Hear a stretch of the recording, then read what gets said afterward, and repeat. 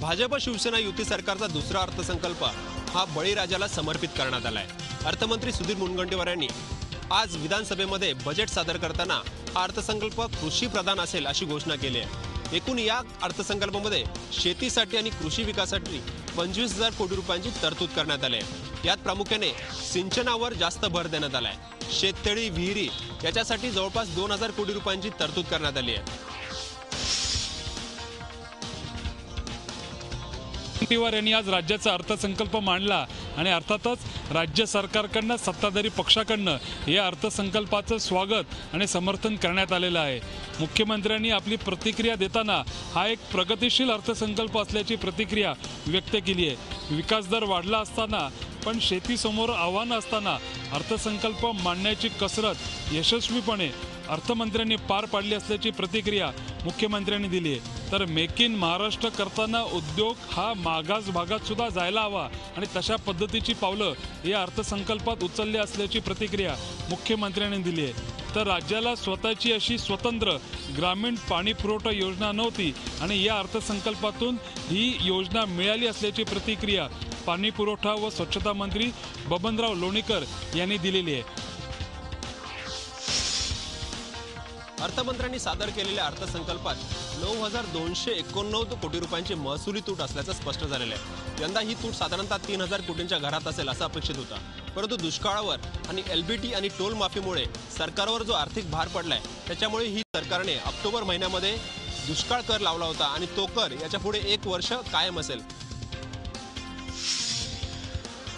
पुणे, मुंबई, नवी मुंबई, कल्याण, डोंबिवली या 4 शहरांमधील महिलांसाठी विशेष बस सेवा सुरू करण्याची घोषणा अर्थमंत्र्यांनी या अर्थसंकल्पामध्ये केलेली आहे।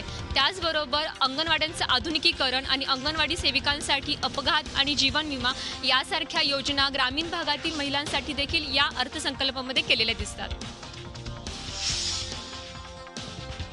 कृषी प्रधान अर्थसंकल्प असल्याचा दावा अर्थमंत्र्यांनी सरकारने केला असला तरी विरोधकांनी या अर्थसंकल्पावर टीका केली आहे। केवळ विरोधकच नव्हे तर मित्रपक्ष असलेल्या शिवसेनेने सुद्धा या अर्थसंकल्पातील आकडेवारीबद्दल नाराजी व्यक्त केली आहे। कृषी क्षेत्रासाठी 25,000 कोटी रुपयांची तरतूद केल्याचा दावा अर्थमंत्र्यांनी केला आहे, परंतु हा सगळा आकड्यांचा खेळ आहे असा आरोप शिवसेनेसह विरोधी पक्षांनी केलेला आहे। प्रामुख्याने कर्जमाफीची मागणी काँग्रेस, राष्ट्रवादी काँग्रेसने केली होती, ती पूर्ण न झाल्याने या अर्थसंकल्पावर दोन्ही पक्षांनी, विरोधी पक्षांनी टीका केली आहे। तर शिवसेनेचं म्हणणं आहे की कर्जमुक्ती आम्हाला हवी होती, ती कर्जमुक्ती सरकारने दिलेली नाहीये।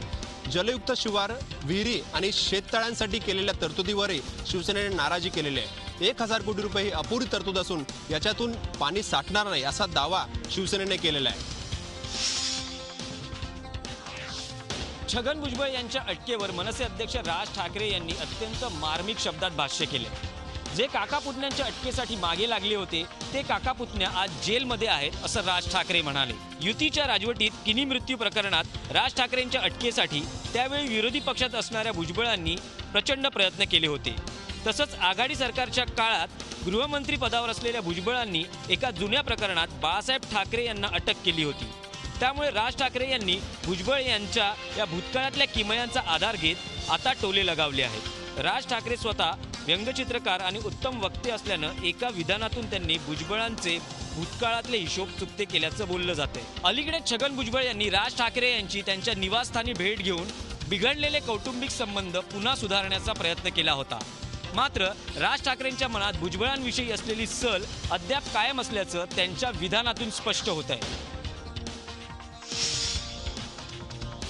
राष्ट्रवादीचे नेते छगन भुजबळ यांना ईडीने अटक केल्यानंतर भाजपा नेते किरीट सोमय्या यांनी आपला मोर्चा आता सुनील तटकरे यांच्याकडे वळवला आहे। सोमय्या यांनी आज रायगडचे अतिरिक्त जिल्हाधिकारी PD मलिकनेर यांची भेट घेतली। सुनील तटकरे यांनी रायगड जिल्ह्यात मोठ्या प्रमाणावर बेकायदा जमीन खरेदी केली आहे, त्या संदर्भात नवीन कागदपत्र आपण जिल्हा प्रशासनाला सादर केल्याचं सोमय्या यांनी सांगितलं। सुनील तटकरे आणि अजित पवार यांची यंदाची दिवाळी कारागृहातच जाईल असं सूतोवाच करतानाच सुनील तटकरे आपल्याला व आपल्या नातेवाईकांना गुंडांकरवी धमक्या देत असल्याचा गंभीर आरोप किरीट सोमय्या यांनी आज केला। या संदर्भात आपण ईडीच्या दिल्ली येथील कार्यालयात लवकरच तक्रार करणार असल्याचंही सोमय्या यांनी स्पष्ट केलं। समलैंगिकता हा गुन्हा नाही तर आजार आहे अशा प्रकारचं वक्तव्य RSS कडून करण्यात आलेलं आहे। RSSचे सरकार्यवाह दत्तात्रेय होसबले यांनी एका कार्यक्रमामध्ये हे वक्तव्य केलेलं आहे. समलैंगिकतेसंदर्भात त्या व्यक्तीला उपचार करण्याची गरज आहे, मात्र त्याचबरोबर या संदर्भाचं जे कलम आहे ते काढून टाकण्यासाठी इतर संघटनांनासुद्धा बळ मिळणार आहे. RSSनं आतापर्यंत समलैंगिकतेवर कोणतंही वक्तव्य केलं नव्हतं, मात्र या वक्तव्यामुळं कुठेतरी सकारात्मक वातावरण निर्माण झालेलं आहे. यापूर्वीसुद्धा संसदेमध्ये शशी थरूरसह अनेक खासदारांनी खाजगी विधेयक समाविष्ट करण्यात आलं होतं, मात्र ते अद्यापही मंजूर झालं नव्हतं. परंतु RSSच्या या सकारात्मक वृत्तीमुळं आता ते पुन्हा आणखी एकदा विधेयक चर्चेमध्ये आलेलं आहे. त्यामुळे समलैंगिकता यावर सुद्धा आता विचर्चा होऊ शकते. माटुंगा येथील यशवंत नाट्यगृहात पार पडलेल्या पक्षाच्या कार्यक्रमात मनसे अध्यक्ष राज ठाकरे यांनी शिवजयंतीसाठी पक्षाच्या नव्या झेंड्याचं आज अनावरण केलं. भगव्या रंगावर राजमुद्रा असं या झेंड्याचं स्वरूप आहे. शिवजयंतीच्या दिवसापुरताच हा झेंडा वापरण्यात येणार आहे. मराठी भाषा दिन आणि शिवजयंती एखाद्या उत्सवाप्रमाणे साजरी करा असे आदेश मनसे अध्यक्ष राज ठाकरे यांनी आपल्या कार्यकर्त्यांना काही वर्षांपूर्वी दिले होते. या आदेशांची राज ठाकरे यांना पुन्हा एकदा आठवण झाली आहे. भगव्या रंगावर राजमुद्रा असलेला झेंडा या संकल्पनेतून ठाकरेंनी हिंदुत्वाचा मुद्दा हातात घेतल्याची चर्चा सुरू झाली. शिवजयंतीच्या झेंड्यातून शिवसेनेच्या हिंदुत्वाच्या मुद्द्याची तर राज ठाकरेंची स्पर्धा नाही ना, असा सवाल उपस्थित केला जातोय. महापालिका निवडणुकीसाठी तर मनसेचा हा खटाटोप नाही ना. मराठी अस्मिता आणि हिंदुत्व अशा दोन रुळांवर यापुढे मनसेचं इंजिन तर धावणार नाही ना, अशी चर्चा या निमित्तानं सुरू झाली आहे. हार्बर रेल्वे मार्गावरून प्रवास करणाऱ्या प्रवाशांसाठी एक आनंदाची बातमी, ती म्हणजे येत्या काही महिन्यामध्ये हार्बर रेल्वे मार्गावरती AC लोकल धावणार आहे. गेल्या अनेक महिन्यापासून मुंबईकरांना AC लोकलची प्रतीक्षा होती. अखेरकार ती AC लोकल हार्बर मार्गावरती धावणार आहे. या लोकलचं काम चेन्नईमध्ये अखेरच्या टप्प्यात आहे. मात्र जी माहिती समोर आली होती त्यानुसार पश्चिम रेल्वेवरती धावणार ही लोकल आता हार्बर मार्गावरती धावणार असल्यामुळे पश्चिम रेल्वेने प्रवास करणाऱ्या प्रवाशांची कुठेतरी निराशा झाली आहे. 20 वर्षीय पलाश इराणमध्ये मर्चंट नेव्हीच्या नोकरीत होता. मोठी स्वप्न घेऊन पलाश त्या ठिकाणी गेला होता. मात्र काही दिवसांपूर्वी झालेल्या अपघातात पलाशचा दुर्दैवी मृत्यू झाला. त्याच्या कुटुंबियांना हे कुणी कळवायची साधी तसदी घेतली नाही. कसं तरी कळालं, मात्र त्यानंतर सुरू झाली कुटुंबियांची मृतदेहासाठी हेळसांड. कसंही करून पलाशचा मृतदेह आमच्या ताब्यात द्यावा अशी मागणी कुटुंबीय करताय, मात्र एम्बसीसुद्धा त्यांना मदत करत नाही. या सर्व परिस्थितीत आता किमान इंडियन एम्बसीनं आणि केंद्र सरकारने यात लक्ष घालावे आणि पलाशच्या कुटुंबियांना या दुःखात थोडा बहुत का होईना सहारा त्यांनी द्यावा, हीच अपेक्षा आहे.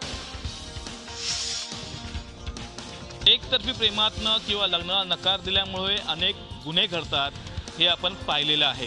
यावर कडक शासन होऊन किंवा समाज प्रबोधन होऊन ही प्रथा थांबेल असं वाटत असतानाच ठाण्यामध्ये पुन्हा असंच घडलेलं आहे. ठाण्यातील कळवा भागामध्ये एका 15 वर्षीय मुलीने लग्नाला नकार दिल्यामुळे तिच्या नातल्यातील कमलाकांत सैनी या 19 वर्षीय युवकाने तिच्यावर गोळीबार केलेला आहे. आज तिच्या घरात घुसून त्यांनी हा गोळीबार केलेला आहे आणि या 19 वर्षीय मुलाला कळवा पोलिसांनी अटक केलेली आहे. ह्या 19 वर्षीय मुलाने ही जी गावठी कट्टा आहे हा कुठून आणला, नक्की हेच कारण होतं का, ह्याचा तपास आता कळवा पोलीस घेत आहेत. परंतु जी सामाजिक मेंटॅलिटी आहे किंवा जी मुलांची मेंटॅलिटी आहे ती सुधारण्याचं कुठेही नाव घेत नाही, हेच खरं. हॉटेलमध्ये काम करणाऱ्या बाउन्सरने एका व्यावसायिकाचा खून केल्यानंतर नागपूर पोलिसांनी अतिशय महत्त्वाचा आदेश पारित केला आहे. या आदेशाप्रमाणे हॉटेलमध्ये काम करणाऱ्या बाउन्सरला नोकरी देण्याआधी याची माहिती घेणं आता अतिशय आवश्यक झालं आहे. फक्त बाउन्सरच नाही तर व्यावसायिक प्रतिष्ठानामध्ये नोकरी देण्याआधी संबंधित माहिती काढणं देखील पोलिसांनी आता बंधनकारक केलं आहे. महत्त्वाचं म्हणजे त्याच्यावर कुठली गुन्हेगारी पार्श्वभूमी नाही ना, किंबहुना त्याचा कुठला गुन्हेगाराचा रेकॉर्ड नाही ना, याची माहिती देखील ठेवणं आता अतिशय महत्त्वाचं झालं आहे. आणि तसं असल्यास त्याला नोकरी देता येणार नाही. मागल्या काळात नागपूर पोलिसांनी मोठ्या प्रमाणात गुन्ह्यांवर मोक्का लावला होता, पण त्यानंतर झालेल्या कारवाईने आता नागपूरच्या गुन्हेगारी कमी होईल असा विश्वास व्यक्त केला जातो आहे. हिंगोली जिल्ह्यातील वसमत तालुक्यात येणाऱ्या हट्टा बसस्थानक परिसरातील जनता गॅरेजमध्ये भीषण स्फोट झाला. या स्फोटामध्ये 4घांना आपला जीव गमवावा लागला आहे. तर या स्फोटामध्ये एकाच कुटुंबातील 3घांचा समावेश असून एक 9 वर्षीय बालकाचा सुद्धा मृत्यू झाला.